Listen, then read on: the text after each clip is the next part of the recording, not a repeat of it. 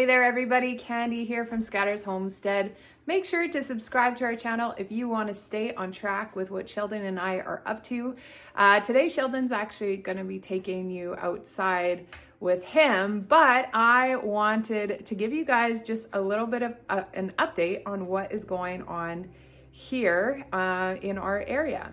So something you're gonna see in this video is that Sheldon is still wearing full-on winter clothes, and we are at the end of March.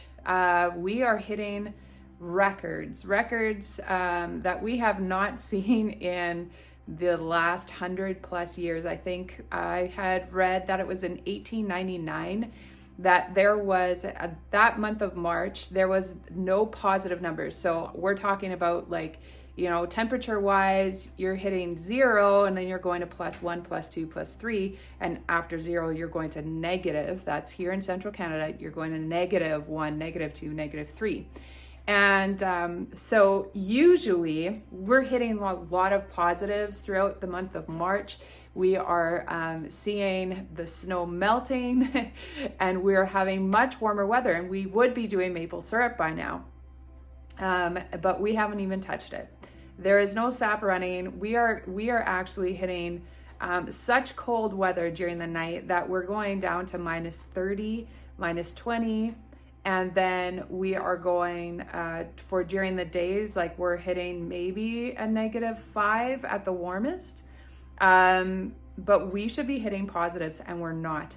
So this is a long season. We were told, I read the news and they said that we can expect weather like this until the middle of April. Yeah, that's record breaking right there. We've never dealt with something like that.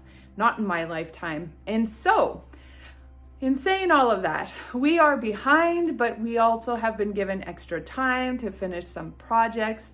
And we've been working vigorously on our greenhouse project. We've had some setbacks. We had another setback. We're going to have to do some extra work now before we actually install the windows. But we had to pause just for a split second for one night, and Sheldon needed to go ahead and he needed to build a milking stand. Well, actually just a milking stand for the goats. And so he is working on that, and he's going to take you on that journey today. But I want to show you my plants. They're right behind you, or right behind me. I'll show you. I don't know if you remember me talking about the amaryllis. I can put I can tag that one right here. But it was actually quite a few months ago. I had taken the amaryllis and I'd kind of chopped it down. I had taken out all of the spider plants that I had in here, and then I put it into the basement. And that's something that you need to do with an amaryllis every single year. You put it down there, you make sure that it stays dry, you're not watering it, it's not getting sunshine. So you could, I guess, put it underneath your sink, and then you let it rest there for a while. And usually my plant will actually tell me when it's ready to come up, and it will start pushing out just a little bit of a stem. And so then I know, okay, now I can bring it back out into the sunshine, give it water, and it will do its thing. But this time it didn't happen. But it was like 2 months, and I decided, you know, I'm gonna bring this thing upstairs. It's gotta happen. Put it in the sunshine, gave it water, and look what we have. That is a wonderful plant. You can see we have 2 buds already. We have one here and one here. So you can tell, like, this is going to be massive. And it's going to be beautiful. We can already see, oh, with the sunshine, I don't know if we can see it, but right there we have just a little bit of color shining through. It's going to be a beautiful red bloom. And I've never had them that they have come out together at the same time. Usually I'll have one stem come out with a couple of leaves, and then once this one starts blooming, or even been done blooming, then the second one will start coming up. So it looks like it's going to be a bit of a rushed season, just like what we're facing right now. And then we have my garden plants. So I was told to plant out all my broccoli and my celery and my Brussels sprouts. I have, but they are looking lanky. Oh my goodness. But they are actually getting their true leaves already. So you can see one right there. That's great. So this is the broccoli. And then we go all the way to the back with the Brussels sprouts in the back. And so I have a couple of things that I want to show you. So fall was the first time that I ever collected any seeds whatsoever. I can link those videos for you. I did tomato seeds and I did some pepper seeds. I was really curious if they were going to work. You know, you can follow the instructions, you can follow the rules, but is it going to work? You never know. You've been on my journey with lettuce, which I'll take you on that journey today again. But did they work? Well, they did. At least my peppers. I haven't planted my tomatoes yet, but my pepper plants have worked. I will show you them. Woohoo! So this is the Violet Sparkle. This is the pepper plant that actually has, they are going to give purple fruit, and they are going to be, they're extra sweet. Like I would compare them to like a Saskatoon with an aftertaste of pepper. It's so great. And then we have the candy canes here. So I have 3 that have germinated and come up so far, but I'm sure we will have more. They just started 2 days ago. And so I'm pretty excited. These things are happening. So these are my leeks, and I have some of my onions in here. I actually just gave them another haircut. I think I've cut them probably 3 times already, just to give them an opportunity to work on their bulbs instead of working on their green growth. And then we have more right here. There's the red onions and those kinds of things. So something that I did was I planted extras on top because I just felt like the germination wasn't as strong as I wanted it to be. So you can kind of see like right here, there's a couple of new guys coming up. I don't know if I can zoom in. Yeah. So you can see that they're just coming out of the ground. These are the ones that I kind of seeded just on top of what I had already planted. And I just wanted to get just a little bit more out of it. So like this one, you can see just was not very successful. Which one was this? The early yellow globe just didn't do well for me. So I planted a few more. We'll see what happens. And then obviously, what do you see here?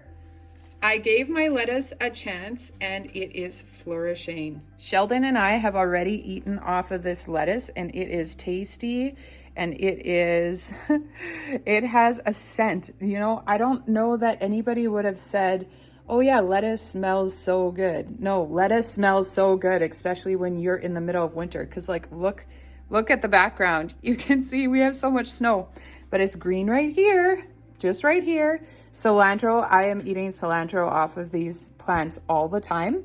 And then my lettuce is doing great. I will be having salad for lunch off of this.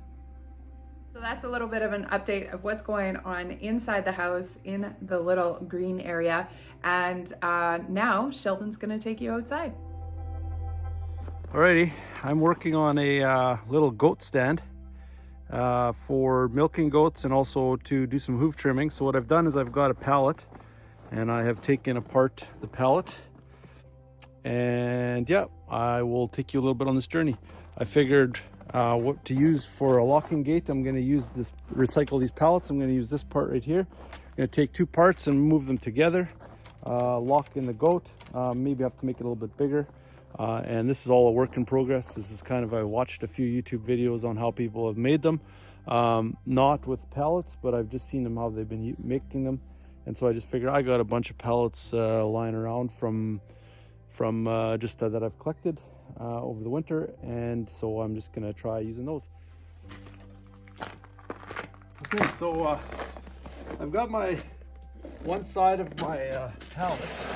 I took a different pallet apart and I put it all on top here.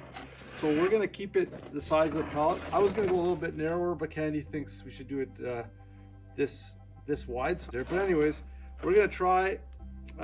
Just gonna make it this way, and if I have to make adjustments later, I can do that later.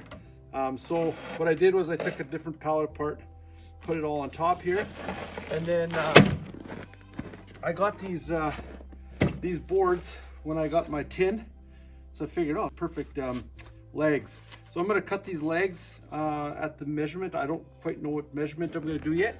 And then I'm going to use these pallets that I have here, and I'm going to make them so that they close like that, and then that goat's head will be in there. So I've seen it in other ones where they have these, they go in, the goat goes in, and then you close it up by putting something in between on both sides. So I'm going to figure that out. But yeah, I'm going to use, I saw this when I was taking the pallets apart. I'm like, oh, this would be perfect for the goat's head. Goat can put their head through there, and then we squeeze them in, and then we just put something on either side to keep them in there. So it's going to go somewhere on here like this, and then it's going to close in. The goat's head's going to go in there. So obviously it's going to be shorter, but that's what I'm doing right now.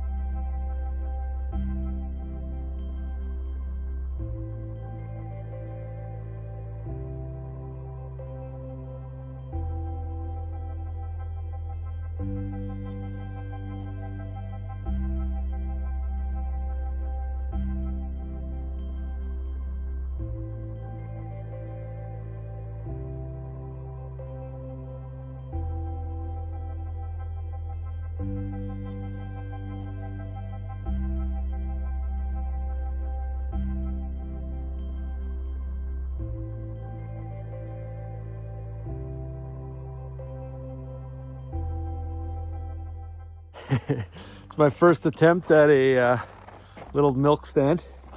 So you've seen it here, just pop that out.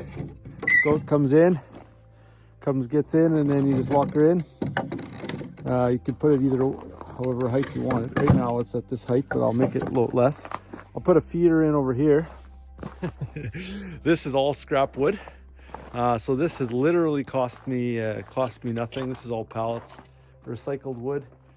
This is also cutoffs from the greenhouse that we're working on, and yeah, just a few nails, pallet skid. So there, you know, the options are endless with pallets. You can make anything with a pallet. I typically don't do it this way, but you know, we're kind of at a point where we needed to do it because we want to trim some hooves on our goats, and so I just came up with this system. Looking at some different YouTube videos and stuff, just came up with this idea.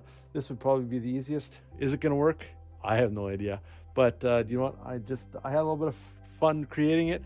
I actually didn't exactly know how it was all going to work out, and I just kind of, as I go, made a plan as I went and changed some things. And this might be just a prototype. This thing might just go into a pile of burn wood.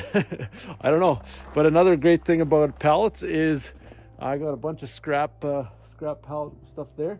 The stuff that didn't work out, I'm going to take that inside and make a nice warm fire now.